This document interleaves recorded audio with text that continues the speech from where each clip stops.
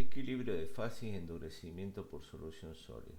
Las propiedades mecánicas de los materiales pueden controlarse por la adición de defectos puntuales como átomos sustitucionales e intersticiales. Particularmente en el caso de los metales, los defectos puntuales distorsionan el arreglo atómico de la red, interfiriendo con el movimiento de deslizamiento de las dislocaciones.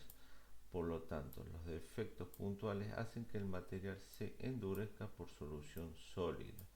Podemos observar en la figura cómo al agregar un átomo de distinto tamaño en la aleación, este distorsiona la red cristalina, permitiendo endurecimiento, bloqueando las dislocaciones. Cada material se comporta de distinta manera cuando variamos las condiciones como presión o temperatura. En cada material podemos obtener distintos tipos de fases variando las condiciones.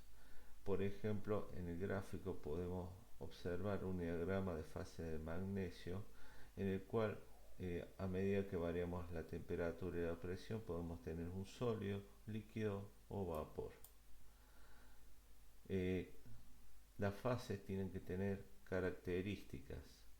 Una fase tiene una misma estructura o arreglo atómico en todo el material. Una fase tiene aproximadamente una misma composición y propiedades. Y hay una interfase definida entre una fase o cualquier otra que la rodea o que sea su vecina.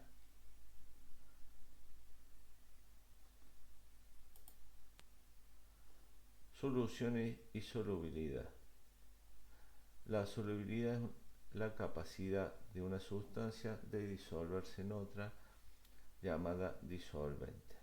Podemos observar en el gráfico algunos ejemplos que surgen de la combinación de distintos elementos o materiales y qué es lo que sucede con la solubilidad. En este caso vemos como vertiendo agua y alcohol vamos a obtener una solubilidad ilimitada. Es decir, independientemente de las proporciones de agua o alcohol que agreguemos, siempre vamos a obtener una solubilidad ilimitada. No es así en el caso del ejemplo de la combinación de agua con sal, donde sí tenemos una solubilidad limitada. A medida que agreguemos sal al agua, se saturará el agua con la sal, generando una salmuera saturada, y en el fondo quedarán granos de sal excedente que no se podrán combinar con el agua. Por eso la solubilidad es limitada. Y por otro lado tenemos elementos como el agua y el aceite que prácticamente no tienen solubilidad. Endurecimiento por solución sólida. El grado de endurecimiento por solución sólida depende de dos factores. En primer término, una diferencia importante en el tamaño atómico entre los átomos original solvente y el átomo agregado soluto. Incrementa el efecto de endurecimiento. Una diferencia mayor en tamaño produce una mayor distorsión de la red inicial, haciendo aún más difícil el deslizamiento de las dislocaciones. Podemos observar en el gráfico, por un lado, una aleación de cobre con distintos tipos de materiales. ¿Qué sucede cuando agregamos átomos de distintos tamaños al cobre? Podemos observar en el gráfico, por un lado tenemos el esfuerzo de excedencia, que era, recuerdan, el punto donde comenzaban a generarse el deslizamiento de las dislocaciones, y por otro lado tenemos el porcentaje de elemento aleante, que puede ser zinc, níquel, estaño, berilio. ¿Qué sucede cuando agregamos átomos de distintos tamaños? Por ejemplo, en el caso del zinc, cobre-zinc, al agregar zinc, el zinc tiene prácticamente la misma proporción en tamaño que el cobre.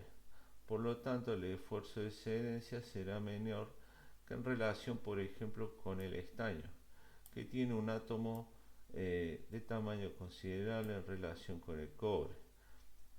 Este átomo distorsionará la red, bloqueando el deslizamiento de las dislocaciones. Por otro lado, podemos observar el berilio, que tiene un átomo de una proporción mucho menor en tamaño en relación con el cobre. También distorsionará la red, originando el bloqueo de las dislocaciones, y el esfuerzo de excedencia será mucho mayor.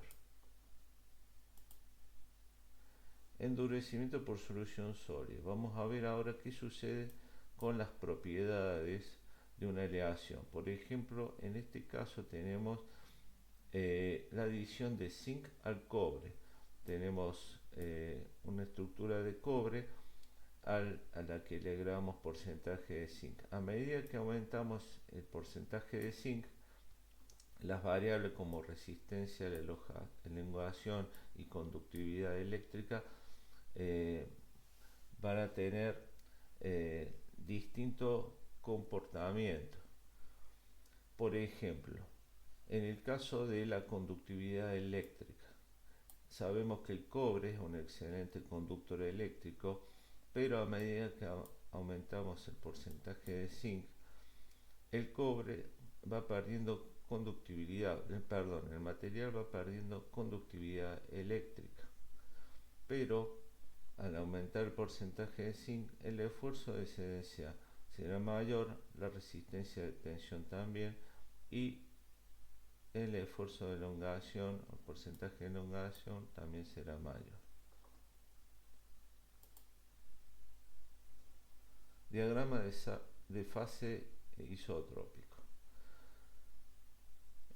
Podemos observar un gráfico que explica el comportamiento de una aleación, por ejemplo, en este caso cobre-níquel, en relación con las fases. En el gráfico se puede observar por un lado el porcentaje en presión níquel y por otro lado la temperatura y las distintas fases: sólidos, líquidos. En el gráfico se observan los límites de las fases. Pueden observar que en el centro de las dos líneas hay una coexistencia de fase sólida y líquida, característica de cualquier aleación. En esa parte del gráfico lo que sucede es que se empieza a generar lo que denominamos la nucleación y el crecimiento de los granos hasta lograr la estructura definitiva. Para generar una aleación, lo que debemos hacer es combinar los distintos elementos, elevar la temperatura, llevarlo a la fase de líquidos, para que la difusión de los átomos sea proporcional y se empiecen a generar las estructuras a medida que vamos enfriando el material y se va solidificando.